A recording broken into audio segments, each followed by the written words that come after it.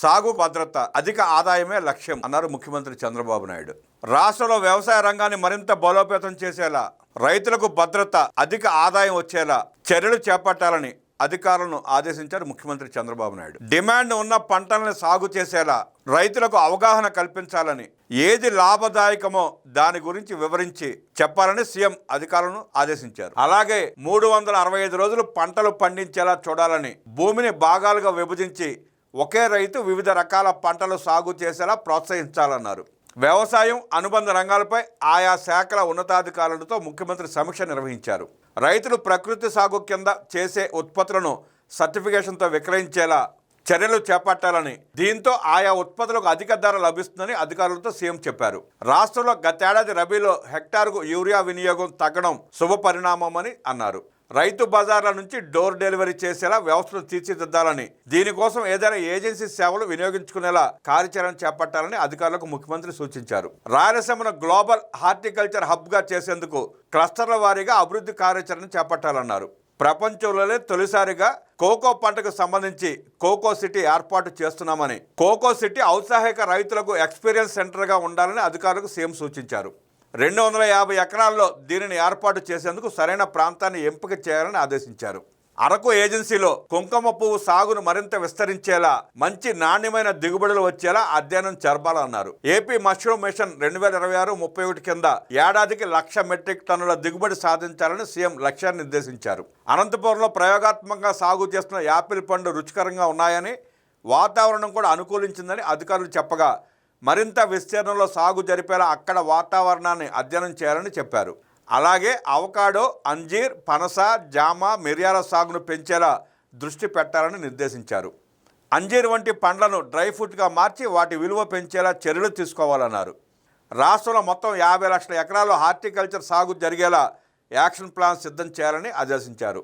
బీపీఎల్కు దిగువన ఉన్న రైతు కుటుంబాలకు అనుబంధంగా డైరీ, లైవ్ స్టాక్ ద్వారా అదనపు ఆదాయం పొందేలా సహకారం అందించాల్సి ఉందని సీఎం అన్నారు. దీనికి ప్రభుత్వం నుంచి సాయం అందించేలా ప్రణాళికలు రూపొందించాలని సీఎం స్పష్టం చేశారు. రాష్ట్రమంతా క్రాప్ సర్వే చేస్తున్నామని, సాగవుతున్న పంటలు, అక్కడ జలవనరుల వివరాలు నమోదు చేస్తున్నామని అధికారులు ముఖ్యమంత్రికి తెలియజేశారు. ఫార్మర్ యాప్తో రాష్ట్రంలో రైతులు భూ విస్తీర్ణం, భూసార పరీక్షలు, యూరియా, పురుగు మందులు, విత్తనాల వినియోగం వివరాలు, ప్రభుత్వం నుంచి అందుతున్న పథకాలు వంటి సమాచారం అంతా యాప్లో పొందుపరిచామని అధికారులు వివరించారు. ఆ ఏరియాలో భూగర్భ జలాలు, సమీప జల వనరుల వివరాలు ఉంటాయని, ఏ పంటలు రైతులు వేసుకుంటారనే దాన్ని బట్టి అక్కడ వాతావరణం సమాచారం, యూరియా, విత్తనాలు అవసరాలు తెలియజేస్తున్నామని చెప్పారు. ఫార్మర్ యాప్ రిజిస్ట్రేషన్లో ఇప్పటివరకు 8 లక్షల మంది రైతులు చేసుకున్నారని అధికారులు వివరించగా, రిజిస్ట్రేషన్తో పాటు దానిని ఎంతమంది రైతులు వినియోగించి లబ్ధి పొందుతున్నారనేది ముఖ్యమని సీఎం అన్నారు. రైతన్న మీకోసం ఫేజ్ 1లో 48,73,000 కుటుంబాలకు, ఫేజ్ 2లో 46,21,000 మంది రైతు కుటుంబాలకు పంచసూత్రాలపై అవగాహన కల్పించామని అధికారులు ముఖ్యమంత్రికి చెప్పారు. ఈ ఏడాది నైరుతి రుతుపవనాలతో సగటు వర్షపాతం తక్కువగా 92% నమోదు కావచ్చని అధికారులు అంచనాలు వివరించారు.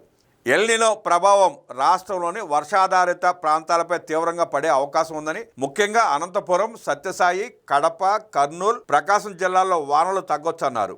ఇది పప్పు ధాన్యాలు, నూనె గింజలు, నీటి ఆధారిత ఉద్యాన పంటలపై ప్రభావం చూపిస్తుందని అభిప్రాయపడ్డారు. ఎల్నినో నివారణ చర్యలో భాగంగా PMDS విధానాన్ని రాష్ట్రం అమలు చేస్తున్నామని అధికారులు ముఖ్యమంత్రికి వివరించారు. వర్షాలకు ముందే విత్తనాలు వేసే PMDS విధానంతో రైతులకు అధిక దిగుబడి రావడంతో పాటు ఖర్చు, ఎరువులు, నీటి వనరుల వినియోగం తగ్గుతుందన్నారు. దీంతో ఎకరాకు 5,000 రూపాయల నుంచి 7,000 రూపాయల వరకు రైతులు అదనపు ఆదాయం పొందుతారని చెప్పారు. ఈ ఏడాది 20 లక్షల ఎకరాల్లో దీనిని అమలు చేసేలా చూడాలని సీఎం సూచించారు. దీనిని VBG రామ్జీతో అనుసంధానించే అంశాన్ని పరిశీలించాలన్నారు.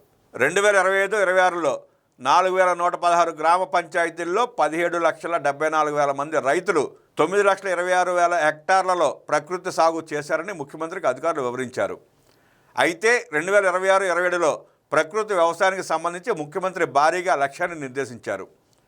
ఈ ఏడాది మొత్తం 13,300 గ్రామ పంచాయతీలకు ప్రకృతి వ్యవసాయాన్ని విస్తరించాలని, 25 లక్షల మంది రైతులు 11 లక్షల హెక్టార్లలో సాగు చేసేలా చూడాలన్నారు.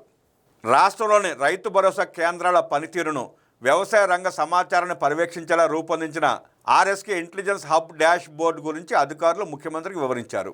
ఇది ముఖ్యంగా రైతులకు సేవలను మెరుగుపరచడమే కాకుండా విత్తనాలు, ఎరువుల సరఫరా, పంటల వివరాలను, ఈ క్రాపింగ్, పంటల బీమా తదితర వివరాలను డిజిటల్ గా ట్రాక్ చేయడానికి ఉపయోగపడుతుందన్నారు. రైతులు తమ ఆర్డర్లు, స్టాక్ వివరాలను లైవ్ డాష్ బోర్డులో చూసుకునే వెసులుబాటు ఉంటుందన్నారు.